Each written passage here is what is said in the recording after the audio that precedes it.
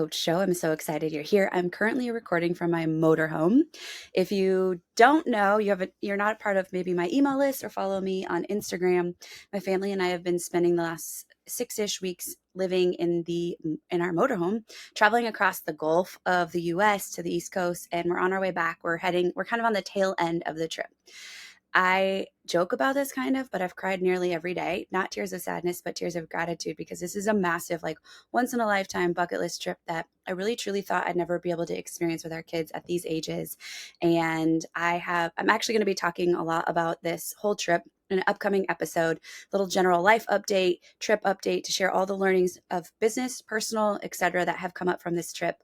But definitely, I don't know, there's just so much for me that has come up in the last few weeks, and I'm excited to share more with you guys. But as I record, it could be completely unpredictable. I don't know. I've never recorded a podcast in a motorhome before, so let's just cross our fingers and hope that we can get through the whole episode without the dogs going nuts or somebody coming into the motorhome or whatever it is.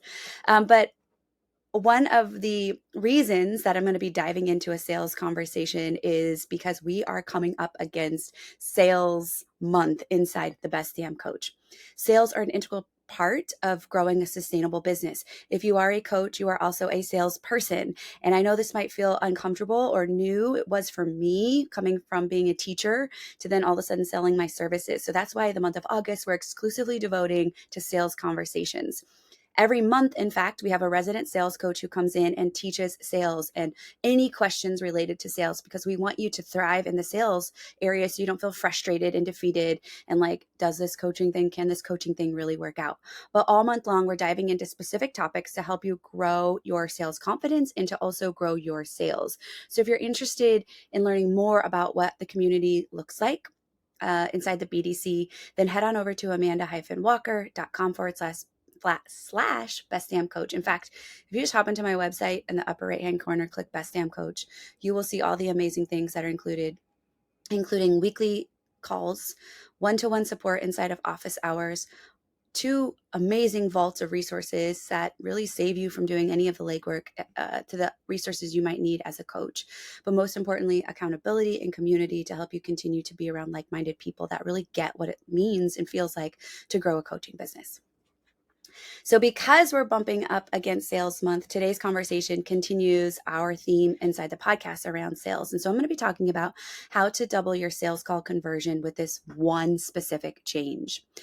I hear over and over this pain point keeps coming up for clients, and it did for me in the beginning. And I felt like I wanted to just commit an entire episode to it because I've coached this so often with my one-to-one clients and also my group community clients that I needed to bring it to you. So this is going to be a short and to the point episode in a lot of ways, because literally we're talking about one specific change that needs to happen for you to increase your sales drastically. I had a BDC member recently share some big wins after we had some discussion around her sales call process, and I felt like this was the catalyst for me to share this. Now, first off, let's make this have some context. I'm talking about the sales call. So not your sales leading up to, your sales process leading up to a sales call, but I want you to imagine you are on a call with a salesperson or with a prospective client. So you are selling to them, and you have gone through the entire sales, you've vetted them out, you've asked them great questions, and we're kind of nearing that part in the sales conversation where it's time to say the investment, right? And so you know that if you've ever been on this position, and if you haven't, you might actually identify this might be a reason you haven't, because you're uncomfortable talking about money and sales. And by the way, inside the BDC, we provide you an entire script. We role play if we need to. We want you to be really confident in how you approach sales calls, because it's truly an opportunity to serve, and it's truly an opportunity to solve a problem that your prospective client is having. So you've gone through this whole script. You're at that part where, you're about to say the investment. And what often happens is there's a time at the end where we want to make sure that we've qualified the candidate. So in other words, we're like, okay, she's or he is a really great fit for me. If they're not, then there's no investment that needs to even be exchanged. If they are, then this is the opportunity we have to move forward in the discussion process.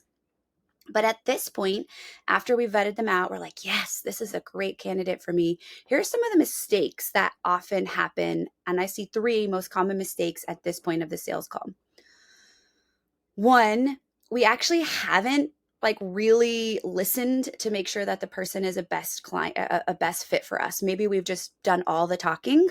And here's a hint: if you do more talking on the sales call than the person you're vetting out, pretty much that's a great place to start shifting your sales conversation. We should be the listener and not the talker.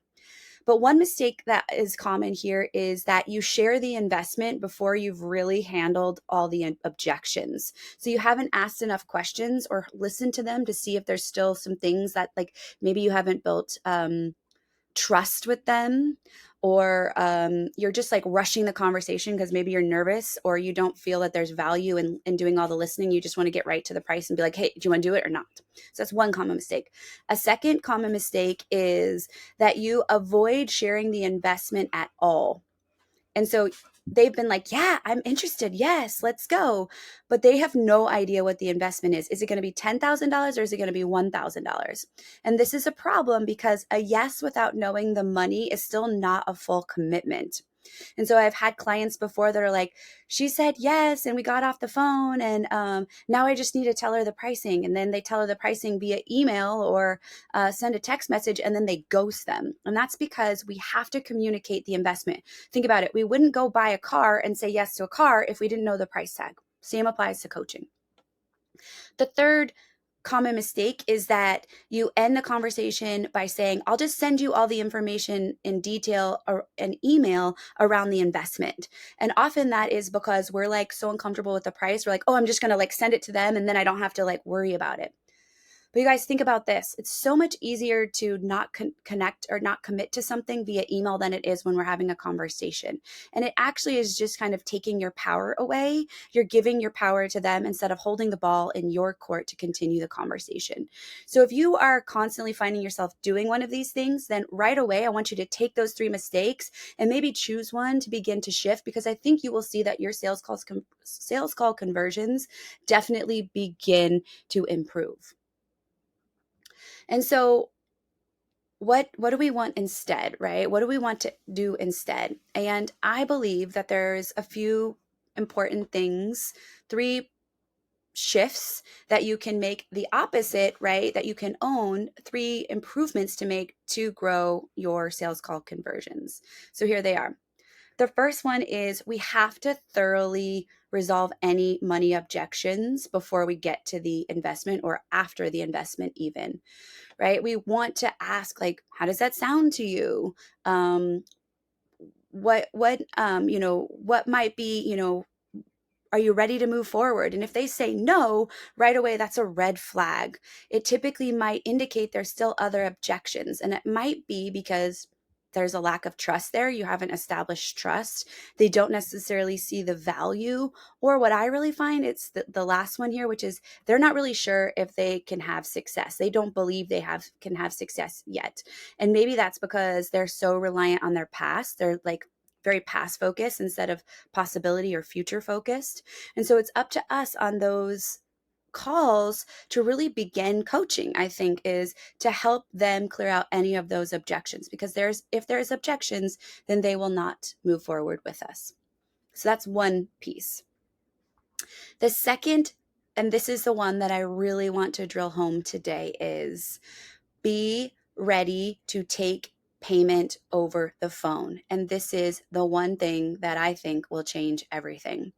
The majority of my clients, before they start working with me, are sending links, or I don't know, waiting for checks waiting for Venmos, PayPals. And they're like, hey, why aren't people paying? And it's because you've perceived a yes, but energetically, it isn't a yes until we've accepted payment. And I want to share this story that I heard from Alex Hormozi one time. He is the author of $100 Million Offers. It's a great book. I talk about it all the time. Definitely one that I would order from Amazon ASAP and go through. But he talked about how he was at a gas station and he was pumping gas. And this young man came up to him and it was like, hey, it was basically, he was peddling cologne at the gas station. And he was like, do you want to try some scents or whatever? And Alex was kind of in a hurry, but he was like appreciated the fact that this guy was like grassroots peddling cologne at the gas station. And so he says, like, just give me one. He doesn't even want to try it or anything. He just wants to like give the kid money. And he's like, okay, I'll take that one. And so Alex, he says, okay, it'll be whatever, $50. And Alex says, well, I do you take card? And the kid's like, I I don't know. Let me talk to my partner. And so another person was selling cologne in the same gas station a few pumps away. And so that kid went over there and waited in line while this other guy was talking to a possible customer. And he waited and waited. And Alex is like trying to get somewhere fast. And he's like waiting, waiting, waiting. And finally, Alex just gets in his car and starts to drive away. And the kid's like, wait, wait, wait. And he said, look, like, you need to be ready here. Me staying here is and paying is not going to teach you this lesson. One of the most important lessons you can understand in sales is be ready to take the money, because if they are warm and you do not have some method of collecting payment, then the sale and the transaction will go away. And so that kid lost the sale, but from Alex's perspective, he gave them the best learning ever, and that is be ready to take payment right now. And I love that story because I've seen this happen so many times. Is think about this: if you're on a new car lot and you were interested in a vehicle, and then you're like, we're going to go home and think about it. The salesman knows that when you step away from the lot, then the sale is going cold, and you're going to start to go, do I need to spend that money? Like, is that the best one? Should we look at others? And you go into this overthinking process. So they're going to do whatever it takes to close the sale. Same thing on a workshop that you might host. You want some sort of fast action bonus, some sort of something to incentivize the people on the call right then to take action. And so we want to really think about the same way when we're on the call with a prospective lead. Are you ready and willing to accept payment? So when the energy is hot and when they're in that flow state, you can say, yes, like, let's go. You're really doing them a service, because if they're right there and they're like so committed, and then they start to second guess themselves, then they're going to be in the same problem, the same situation, the same repeated patterns that they've always been in. So I've seen this happen over and over inside with my clients. And when I share this tip and we work out the logistics potentially of like what it means to accept payment, or how are they going to do that, my favorite method is using Simplero, because that is just one of the I love excuse me, the all-in-one option that exists inside of Simplero, but you might be using, some other form of it, which is totally fantastic as well. But I wanted to share a win from one of my recent clients inside the BDC who finally implemented this process. And she was like, okay. She said, I just signed up my third client in the past 7 days. 2 came from my funnel and 1 from a discovery call. If you guys are doing discovery calls, definitely do what Amanda teaches and seal the deal by taking their payment over the phone.